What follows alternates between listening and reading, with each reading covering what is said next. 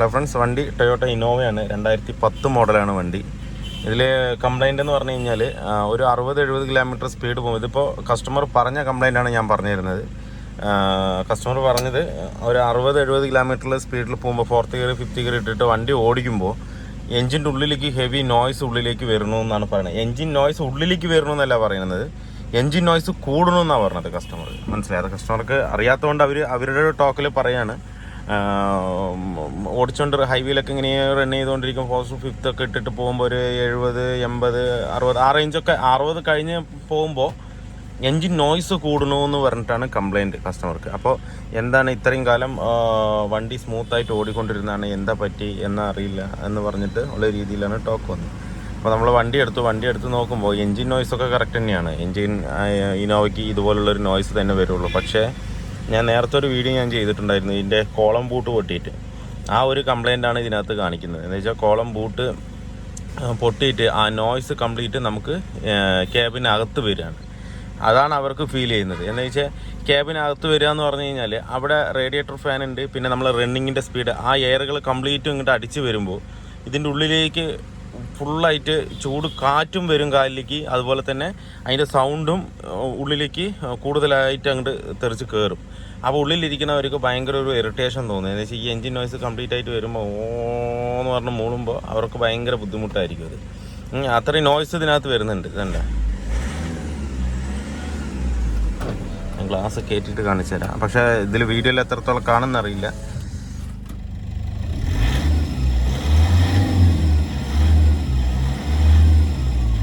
ആ സ്റ്റിയറിങ്ങിൻ്റെ കോളം താഴത്തെ ബൂട്ടാണ് പൊട്ടിയിരിക്കുന്നത്. ആ ബൂട്ട് പൊട്ടിയിട്ടാണ് അവിടെ നിന്നാണ് ആ സൗണ്ട് എൻജിൻ്റെ ഉള്ളിൽ കറക്റ്റ് കിട്ടുന്നുണ്ട്. നമുക്ക് ഡ്രൈവർ സീറ്റിൽ ഇരിക്കുമ്പോൾ കറക്റ്റ് അറിയാൻ പറ്റും, കണ്ടില്ലേ? അപ്പോൾ ഇതുകൊണ്ട് ഈ പ്രശ്നം കൊണ്ട് സൗണ്ടിൻ്റെ കാര്യം മാത്രമല്ല, മറ്റേ ടെമ്പറേച്ചർ നമ്മൾ കൂളിങ്ങും കറക്റ്റായിട്ട് നിൽക്കില്ല. എന്താ എൻജിൻ സൈഡ് അവിടെ ആയതുകൊണ്ട് സൈലൻസർ ആ ഭാഗത്താണ് വരുന്നത്. അപ്പോൾ ഈ കാറ്റും അടിക്കുമ്പോൾ ശരിക്കും ഇങ്ങോട്ട് ഉള്ളിലേക്ക് അടിച്ച് കയറും ഉള്ളിലേക്ക്. മനസ്സിലായില്ലേ? ആ ചൂട് കാറ്റും അതുപോലെ തന്നെ ഈ സൗണ്ടും കൂടെ കയറുമ്പോൾ അവർക്ക് കൂളിങ്ങും കറക്റ്റായിട്ട് കിട്ടില്ല. ലോങ് ട്രിപ്പ് പോകുന്നവർക്കൊക്കെ ഇത്തിരി കുറച്ച് ഇറിറ്റേഷൻ തോന്നുന്നത്. എന്താ വെച്ച് കഴിഞ്ഞാൽ ഇതിനൊക്കെ കുറച്ച് സ്മൂത്തായിട്ട് പോകേണ്ടതാണ്. എത്ര ലോങ് പോയാലും ഒന്നും ക്ഷീണമൊന്നും തോന്നാത്ത പോലെ പോകേണ്ടതാണ്. അതുമാത്രമല്ല, ഇതിൽ ഉള്ളിലിരിക്കുമ്പോൾ ചെറിയൊരു വൈബ്രേഷനും ഉണ്ട്. ഒരു ചെറിയ ഒരു ഹമ്മിങ്ങോട് കൂടി, അടപ്പോട് കൂടിയുള്ള വൈബ്രേഷൻ. എന്ന് വെച്ച് കഴിഞ്ഞാൽ മൗണ്ടിൻ്റെ ചെറിയൊരു വീക്കിൻ്റെ ഒരു ഇതും ഇതിനകത്ത് കാണിക്കുന്നുണ്ട്. പക്ഷേ വണ്ടി സ്റ്റാർട്ടിങ്ങിലോ ഒന്നും ഇടുപ്പോ കാര്യങ്ങളോ ഒന്നുമില്ല,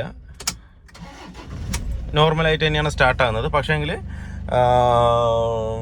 ഒരു ചെറിയൊരു വൈബ്രേഷൻ ഫീൽ ചെയ്യുന്നുണ്ട്. എന്ന് വെച്ചാൽ എനിക്ക് ഗിയർ ബോക്സ് ബെഡിൻ്റെ ആണെന്ന് തോന്നുന്നത്. അതിപ്പോൾ എന്തായാലും ചെയ്യുന്നില്ല. ഇപ്പം നമ്മൾ ചെയ്യുന്നത് ഇത് മാത്രമാണ്, കോളത്തിൻ്റെ ബൂട്ട് മാറണം. അതുപോലെ പിന്നെ ഒരു കംപ്ലൈൻറ്റ് പറഞ്ഞത് ബ്രേക്ക് ടേൺ ചെയ്യുമ്പോൾ ബ്രേക്കിന്ന് സൗണ്ട് ഉണ്ടാവണമെന്നാണ്. ടേൺ ചെയ്യുമ്പോൾ നല്ല കോർണർ ടേണിംഗ് ഒക്കെ ടേൺ ചെയ്യുമ്പോൾ ബാക്കിലോ ഫ്രണ്ടിലോ ബ്രേക്കിന്ന് സൗണ്ട് ഉണ്ടാകുമെന്ന് പറഞ്ഞു. നമ്മളത് ചെക്ക് ചെയ്തിട്ട് ഞാൻ പറയാം. ഇന്നോവയ്ക്ക് ഈ ബാക്ക് റിയർ ആക്സിലിൽ ഒരു പ്രൊപ്പോർഷനേറ്റിംഗ് വാൾവ് ഉണ്ട്. അതെന്ന് പറഞ്ഞു കഴിഞ്ഞാൽ വണ്ടി ടേൺ ചെയ്യുമ്പോൾ ചെറുതായിട്ട് ബ്രേക്ക് അപ്ലൈ ചെയ്യും. ഇതിനകത്ത് ഓട്ടോമാറ്റിക്കലി ബ്രേക്ക് അപ്ലൈ ആവും. ആ അപ്ലൈ ആവുന്ന സമയത്ത്, ചെറുതായിട്ട് അപ്ലൈ ആവുന്ന സമയത്ത് ഡ്രമ്മിൽ കിടന്ന് ഒരയുന്ന ആ ഒരു സൗണ്ടാണ് അതിനകത്ത് വരുന്നത്. ടേൺ ചെയ്യുമ്പോൾ കീ എന്ന് പറഞ്ഞാൽ, എന്ന് വെച്ചാൽ നമ്മൾ ചെറുതായിട്ട് നമ്മൾ ബ്രേക്ക് ചവിട്ടുമ്പോൾ ഉള്ള സൗണ്ടില്ല, അതേ ഒരു ഫീലിംഗ് തന്നെയാണ്. വണ്ടി ചരിയുമ്പോൾ ആ ബ്രേക്ക് ചെറുതായിട്ടൊന്ന് അപ്ലൈ ആവും. ഇത് കോളിസിലും ഉണ്ട്, ഇതേ സെയിം. കോളിസിലല്ല, പല വണ്ടികളിലും ഇതുണ്ട്. എറ്റിയോസിന് അങ്ങനെയുള്ള പല വണ്ടികൾക്കും, ടൊയോട്ട മാത്രമല്ല വേറെയുള്ള പല വണ്ടികൾക്കും ഈ ഒരു വാൾവ് ഇതിനകത്തുണ്ട്. കാരണം ഇത് കൊടുത്തിരിക്കുന്ന പറഞ്ഞു കഴിഞ്ഞാൽ ടേണിങ് ചെയ്യുമ്പോൾ കൂടുതൽ സ്കിഡാവാതെയും കുറച്ച് സ്ലോ ആക്കാനും വേണ്ടിയിട്ട് ബ്രേക്ക് അപ്ലൈ ചെയ്യാൻ വേണ്ടിയിട്ട് കൊടുക്കുന്നതാണ്. നമ്മൾ ബ്രേക്ക് അപ്ലൈ ചെയ്യേണ്ട ആവശ്യമില്ല, കുറച്ച് ടൈറ്റ് ആവും. ചില വണ്ടികൾ നമ്മൾ ശ്രദ്ധിച്ചിട്ടില്ല, ഫുൾ ടേൺ ചെയ്തിട്ട് ക്ലച്ച് വിടുമ്പോൾ ചെറുതായിട്ട് ബ്രേക്ക് പിടിച്ചിട്ടേ പോവുള്ളൂ. മനസ്സിലായി? അതും ഇതിൻ്റെ ഒരു കാരണമാണ്. അപ്പോൾ എന്തായാലും ഞാൻ കോളം ബൂട്ട് ഞാൻ എടുത്തിട്ടുണ്ട്. അത് ടൊയോട്ട ഒറിജിനൽ തന്നെ ഇടണം ഇതിനകത്ത്, ഇല്ലെങ്കിൽ കയറ്റാനൊക്കെ ഭയങ്കര ബുദ്ധിമുട്ടായിരിക്കും. ഇത് ഒറിജിനൽ പാർട്ട് തന്നെയാണ്. ഇതിന് റേറ്റ് 1774 രൂപ വരുന്നുണ്ട്. നമ്മൾ ടൊയോട്ടയിൽ നിന്ന് തന്നെയാണ് മേടിച്ചത്. ഇത് കമ്പനിയിൽ നിന്ന് തന്നെയാണ് മേടിച്ചത്. ചെറിയ സാധനങ്ങളൊക്കെ നമുക്ക് കമ്പനിയിൽ നിന്ന് കിട്ടും. അപ്പോൾ കമ്പനിയിൽ നിന്ന് തന്നെയാണ് എടുത്തിരിക്കുന്നത്. ഇത് പൊള്ളാച്ചി, തമിഴ്നാട്, കേരളത്തിൽ കിട്ടാൻ ഇത്തിരി ബുദ്ധിമുട്ടാണ്. അവർ പുറത്തേക്ക് കൊടുക്കില്ല. അപ്പോൾ നമ്മൾ പൊള്ളാച്ചി, തമിഴ് നമുക്ക് ഇവിടെ നിന്ന് അടുത്ത് തന്നെയാണ്. അപ്പോൾ തമിഴ്നാട്ടിൽ നിന്നാണ് നമ്മളിത് മേടിച്ചിരിക്കുന്നത്. അപ്പോൾ എന്തായാലും ഞാനിത് അഴിക്കാനായിട്ട് കോളും ഇൻ്റർമീഡിയറ്റും ഒക്കെ, കോളല്ല ഇൻ്റർമീഡിയറ്റ് മുകളിലും അഴിച്ചാൽ മാത്രമേ നമുക്ക് ഉള്ളിലേക്ക് കയറ്റാൻ പറ്റുള്ളൂ. അല്ലാതെ നമുക്കിത് ഇടാൻ പറ്റില്ല. എന്താണെന്ന് വെച്ചാൽ ഇതിൻ്റെ ഉള്ളിലാണ് അതിൻ്റെ ഷാഫ്റ്റ് കയറേണ്ടത്. അപ്പോൾ എല്ലാ സൈഡും അഴിച്ചാലേ നമുക്ക് ചെയ്യാൻ പറ്റുള്ളൂ. 2-3 മണിക്കൂർ പണി ഉണ്ടാവും. എന്തായാലും അഴിക്കുമ്പോൾ തിരിച്ച് കയറ്റുമ്പോൾ സ്റ്റിയറിംഗ് സ്റ്റഡിയായി വെച്ചിട്ട് തന്നെ തിരിച്ച് കയറ്റുക. അപ്പോൾ പിന്നെ നമുക്ക് സ്റ്റിയറിംഗ് കോളം മറ്റേ സ്റ്റിയറിംഗ് വീൽ അഴിക്കേണ്ട ആവശ്യമില്ല. സ്റ്റഡിയായി വെച്ചിട്ട് തന്നെ കറക്റ്റായിട്ട് കയറ്റി കഴിഞ്ഞാൽ കുഴപ്പമില്ല. അപ്പോൾ നമുക്ക് ഇതെന്തായാലും ചെയ്യാം. പിന്നെ അതുപോലെ തന്നെ മറ്റേതിൽ ബ്രേക്ക് മാത്രം ഒന്ന് അഴിച്ച് ക്ലീൻ ചെയ്താൽ മതിയാവും. ആ സൗണ്ട് ക്ലിയർ ആവും. ഇനി ബ്രേക്കിൽ എന്തെങ്കിലും ഇഷ്യൂ ഉണ്ടോയെന്നുള്ളത് നമുക്ക് അഴിച്ചിട്ട് നോക്കാം. പിന്നെ ചെറിയൊരു വൈബ്രേഷൻ ഉണ്ട് വണ്ടിക്ക്, വലുതായിട്ടില്ല, കാണുന്നുണ്ടോ? ചെറിയതായിട്ട് മറ്റേ ഗിയർ വിറയ്ക്കുന്നുണ്ടോ? അത് തൊടുമ്പോൾ ഒരു വൈബ്രേഷൻ. പൊതുവെ ഇന്നോവയ്ക്കും കോളിസിനൊക്കെ ചെറിയൊരു വൈബ്രേഷൻ ഉണ്ടാവും. പക്ഷെ അതൊന്ന് ഒരു പൊടിക്ക് ഒരു 10% കൂടുതൽ. റിസ്ക് ഇല്ല, നമുക്ക് ഇറിറ്റേഷൻ ഇല്ല. പക്ഷെ എന്നാലും എനിക്കിരിക്കുമ്പോൾ കറക്റ്റായിട്ട് അറിയുന്നുണ്ട്. അപ്പോൾ അത് കുഴപ്പമില്ല, അത് ചെയ്യുന്നില്ല. എന്തായാലും നമുക്ക് ഈ വർക്ക് എന്തായാലും ചെയ്യാം. ഇതുണ്ടല്ലേ പൊട്ടിയിരിക്കുന്നുണ്ടല്ലേ, ഇത്രത്തോളം ഗ്യാപ്പാണ് അതിനകത്ത്. ഫുള്ള് കാണാം. എഞ്ചിൻ റൂം സുഖമായിട്ട് കാണാം. ക്യാമറയിൽ കാണില്ലേ, എനിക്ക് സുഖമായിട്ട് ടർബോ ഒക്കെ കാണാം അവിടെ നിന്ന്. അപ്പോൾ ടർബോയും സൈലൻസറും ഒക്കെ അവിടെ ഇരിക്കുന്നതുകൊണ്ട് AC കൂളിങ്ങും പക്കയായിട്ട് നിൽക്കില്ല.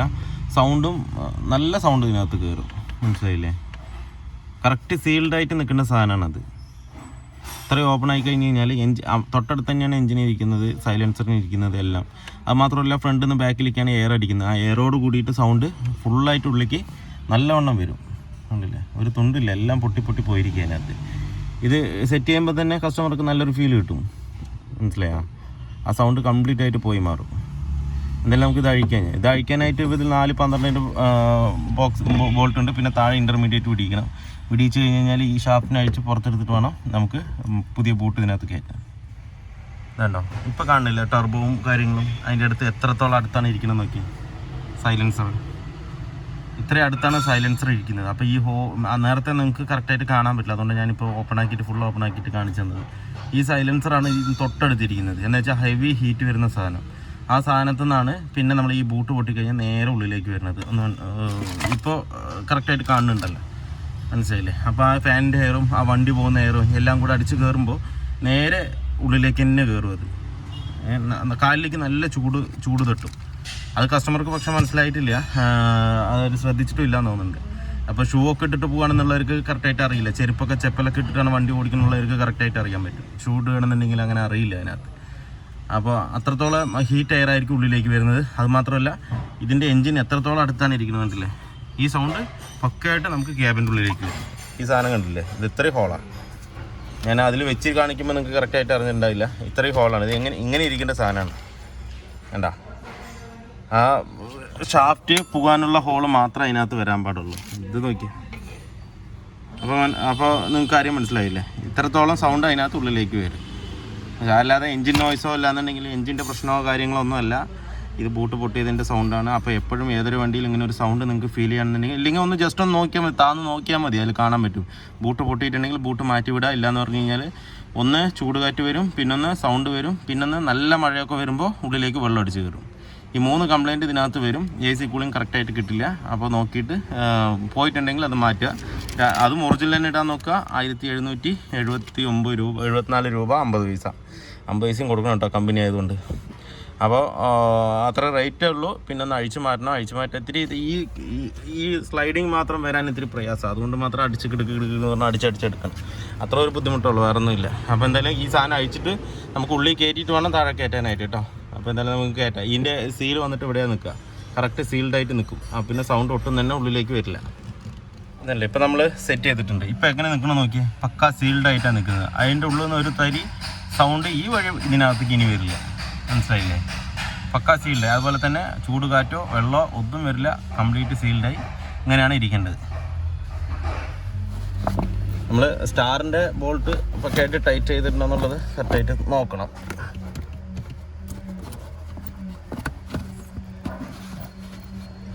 Okay, ready.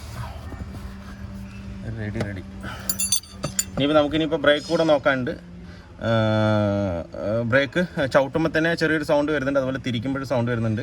തിരിക്കുമ്പോൾ ഞാൻ പറഞ്ഞില്ല, ആ ഒരു ചെറിയൊരു ബ്രേക്ക് അപ്ലൈ ആകുമ്പോഴാണ് ആ സൗണ്ട് അതിനകത്ത് വന്നുകൊണ്ടിരിക്കുന്നത്. ഇനിയിപ്പോൾ ബ്രേക്ക് കൂടെ നമുക്ക് നോക്കാം. നമ്മൾ ചെക്ക് ചെയ്തതിൽ ഇതിൻ്റെ ബ്രേക്ക് പാഡ് ഇനി ഒരു 2000 കിലോമീറ്റർ കഷ്ടിച്ച ഓടുള്ളൂ അല്ലേ, അത്രത്തോളം തേഞ്ഞു അതിനകത്ത്.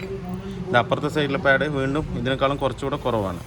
നമ്മളിപ്പോൾ പാഡ് എടുത്തിട്ടുണ്ട്, TVSൻ്റെ തന്നെയാണ് എടുത്തിരിക്കുന്നത്. കണ്ടില്ലേ, പുതിയ പാഡ്. ഓയി വരുന്നതും TVS തന്നെയാണ്. ഇതിപ്പോൾ ഇതിൽ ഇട്ടിരിക്കുന്നത് ബോഷിൻ്റെ പാഡാണ്. ബോഷിൻ്റെ പാഡ് ചെറുതായിട്ട് സൗണ്ട് ഉണ്ടാക്കും. എന്താ വെച്ച് കഴിഞ്ഞാൽ ഈ പാഡിനകത്ത് മെറ്റൽ കണ്ടൻറ്റ് കൂടുതലാണ്. എസ്പെറ്റോസും ഇതിന് മെറ്റൽ കണ്ടൻറ്റ് കൂടുതലായതുകൊണ്ട് പെട്ടെന്ന് ഈ പാഡ് തേയില്ല, പക്ഷേ ഡിസ്കിന് തേയ്മാനം കൂടുതൽ സംഭവിക്കും ഇതിന്. മനസ്സിലായില്ല? അപ്പോൾ എപ്പോഴും നമ്മൾ ഈ പാഡ് TVSൻ്റെ ആകുമ്പോൾ ഇതിൽ കുറച്ച് മെറ്റൽ കണ്ടൻറ്റ് കുറവാണ്. അതുകൊണ്ട് പാഡ് പെട്ടെന്ന് തേയും, പക്ഷേങ്കിൽ ഡിസ്കിന് നമുക്കൊന്നും സംഭവിക്കില്ല. പെട്ടെന്ന് തേയെന്ന് പറഞ്ഞു കഴിഞ്ഞാൽ അതൊരു 30,000 ഓടുകയാണെങ്കിൽ ഇതിലൊരു 27,000 ഓടും. അത്രേ വ്യത്യാസം വരുള്ളൂ.